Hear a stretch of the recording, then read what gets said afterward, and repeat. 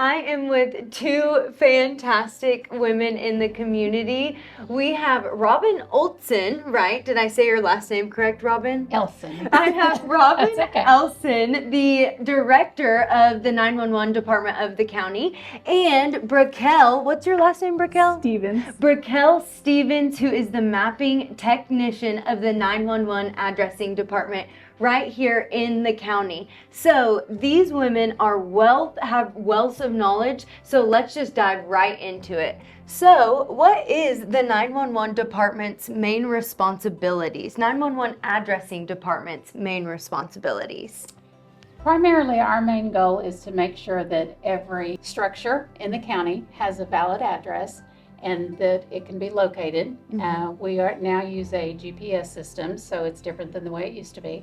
So that's our main goal, is to make sure that we can find you in the event of an emergency. That is very, very important. And so I'm assuming there are a lot of misinterpretations with the 911 addressing department and what you guys do on a daily basis. So what are the main misinterpretations of the 911 addressing department? I love this already. I knew you would pass it on to me. Okay, I think the biggest misinterpretation would be that as soon as I assign you a new address to a structure that you're getting ready to build, you cannot automatically go onto Google and find that address 10 minutes later. It's not going to populate. I get that very often. Unfortunately, I do not work for Google or Apple Maps or Amazon. Yeah. But it is automatically live on our site, so first responders are able to pick that up. That Google will not pick it up, and most likely until you start receiving mail and stuff like that there. And the other misconception is that we actually answer the 911 calls. Which Yes. we do not. No. We are admin only. Yes. So. Which that was a great thing to touch on, Robin, because for the longest time I thought that this was a dispatching situation, but that is not it at all. So I would like to know more about your addressing and what that looks like. So Braquel, I am going to pass this on to you of what that looks like day to day on 911 addressing. So is this for who to get in contact with the address? So a lot of times the first step for someone to want to get their structures to get a bid or anything, that their utility bids and stuff like that, they need a 911 address, and so they contact us. You do need to know where your driveway is going to go if you expect us to give you an address.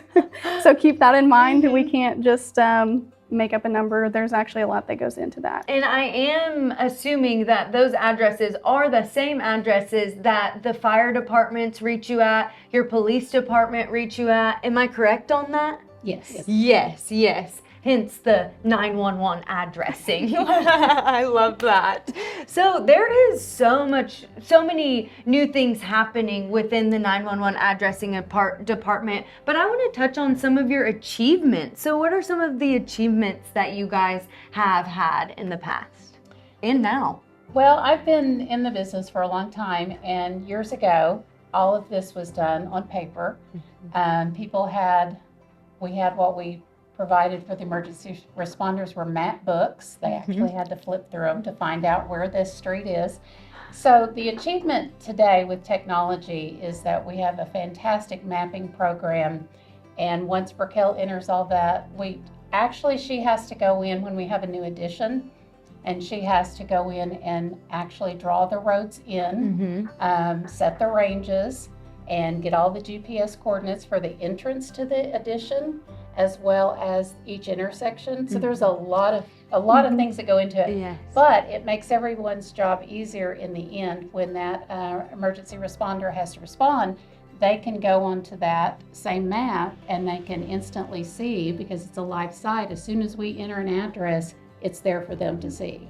So that is an achievement, I think, that is just beyond what years ago what it used to be. Yes, in such a short period of time. I love that. That also brings me to Braquel. You may have mentioned an achievement that you see in what you're doing day to day. What is an achievement that you have right now going on? I truly believe we have succeeded in communication with our USPS, our local post offices. They're able to pick up the phone. They know exactly who to call if they have a question, discrepancy regarding an address or address change. I think that we're able to work side by side with them easily every single day. I'm really proud of that. And that's every post office in Pottawatomie County. Yes. All of those. Yes, we need our mail to get to our Yes. doorstep. That is for sure. I love that. So what are you guys excited about or looking forward to, and how can the community support you all? Well, as we move forward with the new technology, there is the newest technology is going to be what they call next generation 911. Mm-hmm. And what we're doing with that is we have a contract with a mapping company that is fine-tuning all of our addressing and our points, because it's not just a guesstimate anymore, it's a calculation. Yeah. As a result of that, what happens is as we're moving through this process, we come across addresses that are based off of the old system and they don't fit into the new system, Mm-hmm. which is causing a problem in the sense that we've got to change those addresses. That is the last thing we like to do, is to notify a resident that unfortunately we have to change our address. We understand the hassle and everything, but the problem is that if we don't, it doesn't fit into the 911 response and they will not find them. Yes. So it's critical. It absolutely will delay being found in an emergency. And that's our first priority, is to make sure that you guys are found within a timely manner. Absolutely. Yes, and I love that you guys touched on that too. Without these ladies, a lot would not be going on in our community right here, right now, and they're continuing to grow and expand. And I just want to say thank you all for what you do in this community and what you guys do in the county and your department in the 911 addressing department. Like I said, these ladies are a wealth of knowledge, so please contact them and reach out to them if you have any questions at all. They are so fun to hang out with too, as you can tell. One other thing I did want to touch on is that one of the responsibilities that we have in our office is receiving the collection of the 911 fees. The state of Oklahoma, Oklahoma Tax Commission submits the wireless and landline fees to our office and or to our treasurer, and then those funds are dispersed for our dispatching services. And so that's where the money goes, is to the tax commission, and then it is sent here. They do great things here at the county, and so I just want to thank you ladies for your time and everything you do. Thank you. Yes. Well, goodbye, everybody. Bye.